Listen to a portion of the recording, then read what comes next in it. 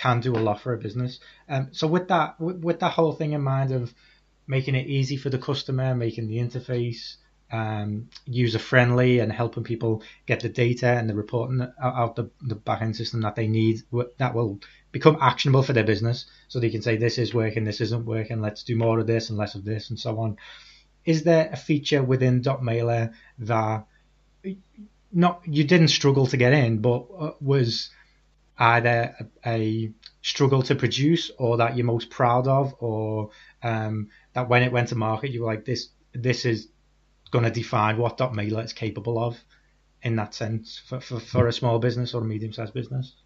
Yeah, absolutely. I think our automation studio, where everything happens, I think is probably the key bit for me. I can say, was it a struggle to get on the platform? I remember actually sitting down with a team saying, we need this. At the stage I was living in New York, and there was a couple of competitors had that kind of thing, and we could do various automations by drop downs and so on and so forth, but it just wasn't visual and as sexy as really that DNA of the company, of the Fisher Price interface really demanded.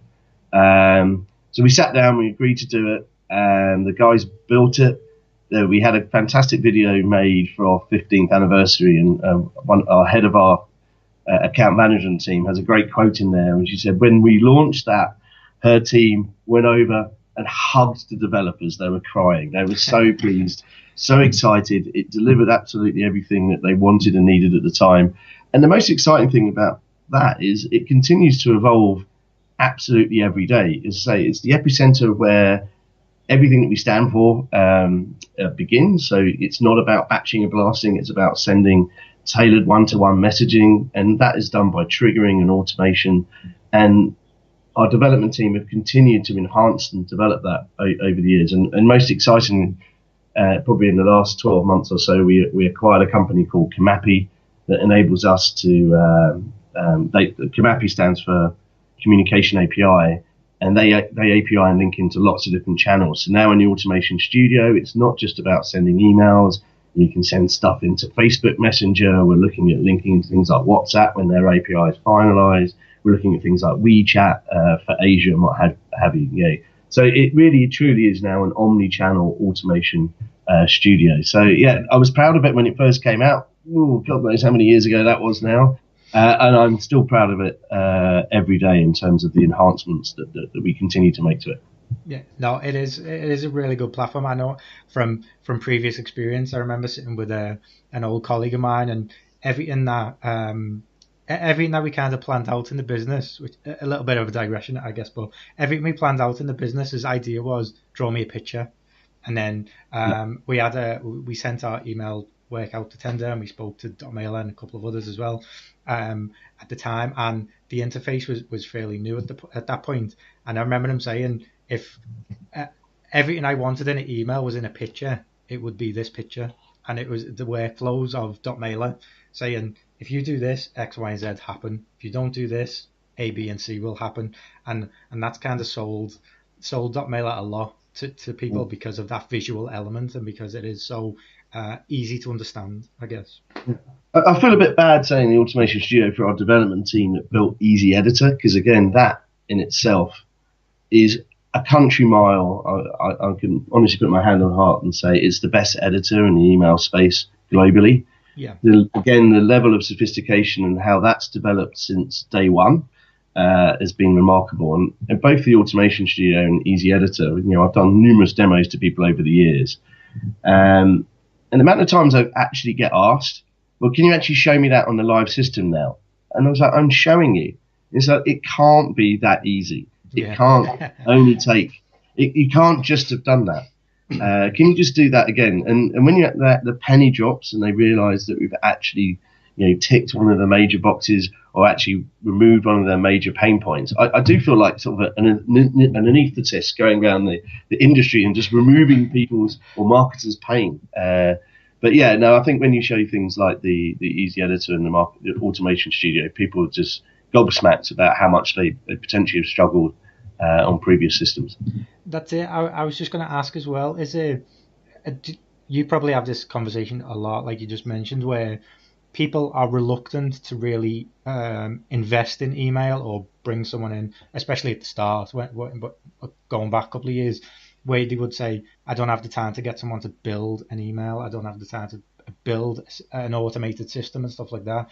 And then Dotmailer come in and say, within 20 minutes, half an hour, you can have a welcome series, you can have a lapsed customer series, you can have a happy birthday series, and these kinds of things. Do you get that a lot, where people say, I don't have the time or I don't have the resource for email, and then after it, they just, can I have Dotmailer now? How long will it take to integrate? When can we start? And all this kind of thing. Because it is a really simple process when you understand the logistics of it, I guess.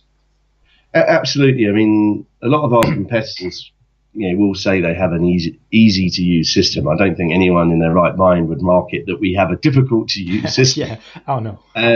So that made us just think a bit. How do we differentiate ourselves? So instead of talking about ease of use, we talked about speed of use, and we did a lot of research back in the day with e-consultancy, and we looked at what most marketers do in terms of email marketing, what they spend their time on. And something like 80 to 90% of their time was spent on production, just getting the thing out. Maybe your one newsletter a month. That's the design, the creative, the HTML code, your segmentation. So very little time is actually spent on strategy, testing, analyzing the results, and adjusting the strategy in that cycle. So we really focused with that Fisher-Price interface with the NASA technology, is making it speedy to get the stuff into production and out the door, so you can focus on that strategy, testing, and analytics, i.e. the important things that move the needle in terms of success.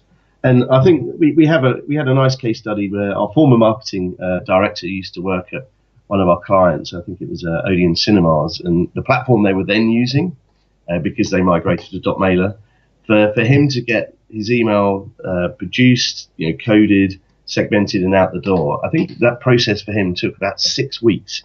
Wow. And when he did his first one in Dotmailer, it took him 6 minutes, and he was just blown away. Yeah, it is really.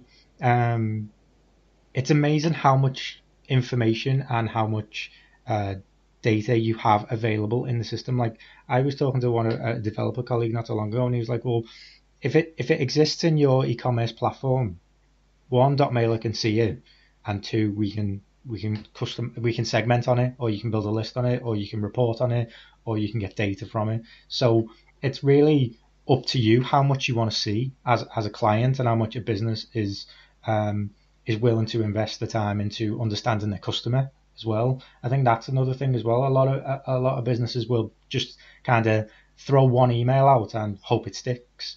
Whereas if you actually spend the time, the return is there when you invest in it. It's just convincing people that they should invest in it, I think. Absolutely. You made me think of something there. When we talk about favourite features, and hopefully some of our developers are actually listening, I think a lot of credit is always given to the things that you can see. And when there's things that you can't see and they just work well, people forget. But what you talked about there, we can absorb any data. We call it insight data. And that data can be used to, customize and tailor the email in terms of non-consumer data. Or, as you say, we can absorb all that information from your CRM or your e-commerce system. The fact that we can do that, and the fact that you can query that in things like Easy Editor and the Automation Studio in seconds, milliseconds, a huge amount of data sets, is an enormous technical challenge. And the fact that they've made that so easy is phenomenal. And I think people tend to forget the absolute wizards we have in terms of the development team that have made that possible. Because we see so many of our customers struggle and things fall over when they're trying to do large segments and so on and so forth. So amazing job by them. And again, they do some fantastic stuff in terms of getting the emails delivered with our data watchdog and our automated some of our automated systems we have around deliverability as well. At scale, the size of volume and databases we have to deal with are epically enormous. So, I tip my hat to them. And going back to your other question on time spent on stuff, I'm very fortunate as I've taken Dotmailer around the world. I've lived in North America now for a number of years. I spent a lot of time in Australia, and now currently our focus is sort of on Asia Pac. And we see very different challenges and for marketeers and perspectives. So, perhaps in the UK you have, a marketing manager there, and their day job involves getting one email out the door a month. But they've also got to do an event. They've got to write some copy. They've got to update the website. Perhaps they're doing something in print, maybe doing a podcast, all of that kind of stuff. And everything falls under their remit. When you go to the US, the type of people we're talking to, their job role is email marketing director. And under them, they have a whole team of people who do stuff. And that is because they've really established how much revenue that they can drive their business that comes out of email. So they have a dedicated team to absolutely focus on that. It does present us slightly different challenges when we go to some of these teams. The email director loves Dotmailer because you can do so much stuff so quickly, and suddenly he's looking at his team going, well, do I need this person, this person, this person? So it's hard to win that battle, but it's a good conversation to have and say, look, no, you don't have to spend your time doing.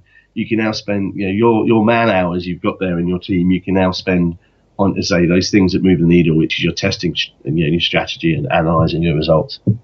Nice. Okay, so that kind of leads nicely onto all of the technological advances that Dotmailer have made, the interface, the systems, understanding all the data from a Magento, a Shopify, a Shopware, all of these different platforms, whatever it may be, in all the different formats that you've got.